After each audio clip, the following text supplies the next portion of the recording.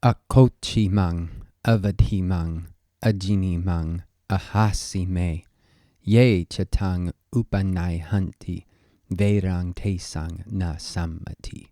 Someone scolded me. Someone struck me. Someone got the better of me. Someone stole from me.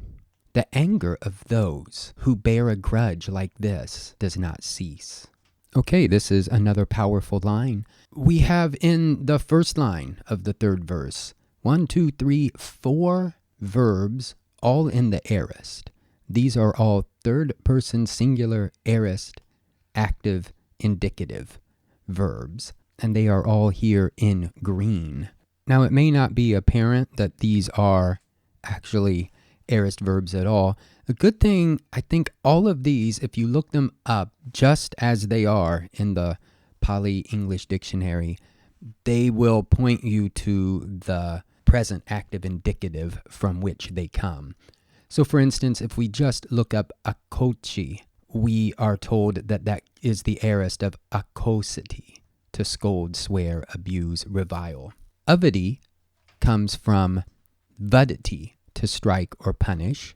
Ajini comes from jayati, to conquer, surpass, maybe get the better of. If you're familiar with Jainism at all, you've probably come across the term jina, which is basically the highest state a sentient being can reach, a totally liberated person, one who has conquered the passions, anger, etc. Ahasi comes from harati, to take away by force, to steal, to plunder. The first three of these verbs, there is no actual subject expressed. It is once again built into the verb, these being third person singular, he, she, or it. So in the first case, he, she, or it scolded me, abused me. But I think it might work better just to say someone. This is up to you, dear listener. Someone abused me, scolded me, etc. Now we'll notice with the first three of these verbs, we have the word mung. That is the accusative form of the first person singular, and it just corresponds to the English me, which is also the first person singular personal pronoun as an object. And these are really just direct objects. The last one, may, is a shortened form, probably of the ablative case, maya, meaning from me. And I think the reason it's in the ablative, or it's not a direct object, is we have to understand that this person stole something, which isn't expressed, from me. Now, when we go to the second line, it's tempting to start with this first word here in blue, yea. This is a relative pronoun, and my advice would be, whenever we encounter a relative pronoun, let's try to find the main clause. A relative clause is depending upon some other clause. The verb of this relative clause looks to be upanai hanti. But if we go past this comma, we'll see this other clause, and the main verb there is sammati. And this is in the third person singular present active indicative form. That's what we like. That's what's going to be right in the dictionary. And this verb means to be appeased, calmed, or to cease. Here it is negated. We can then look back. We're looking, if there's a subject expressed, it should be in the singular. And we do have verang, hatred. This is neuter, and it's nominative singular, verang. Now, in addition to verang, we have tesang, which is the genitive masculine plural of the third person pronoun, which you can find in the Pali English Dictionary under ta, ta, but the nominative singular is actually so, or sa. We've put tesang in blue because it is what is technically known as the antecedent. The relative clause comes from this, kind of flows out of this. And one thing to keep in mind about relative clauses is that the relative pronoun will have to agree in number and gender with the antecedent, but its case is determined by its function in its clause.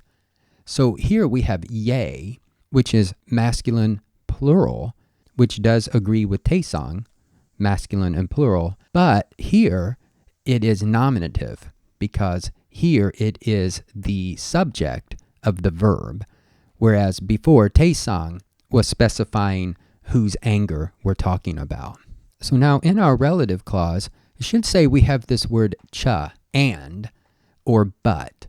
I think and works well here. It's really going with the main clause. So we have this first line, and then and the anger of those. But it's also possible that this cha is inserted for metrical reasons.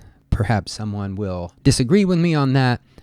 At any rate, I don't know that it is, strictly speaking, necessary in a translation or to understand this, the connection between the two lines. So we have ye, cha, accounted for.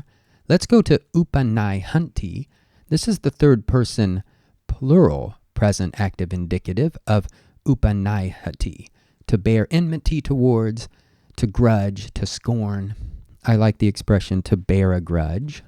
And then we have tongue. This is another accusative, and it is the neuter singular accusative of the third person singular demonstrative personal pronoun.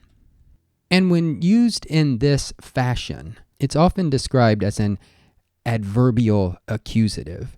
This happens, by the way, in Greek and Latin as well. And to get a sense of that, we could just put the word ly on this, giving us a word that doesn't actually exist, as far as I know, thisly, perhaps better said, like this. And that will make the whole relative clause, those who bear a grudge like this. So there is a lot of grammar in this verse, without question, but it's not too complicated once it gets pulled apart. I guess nothing is too complicated once it's pulled apart.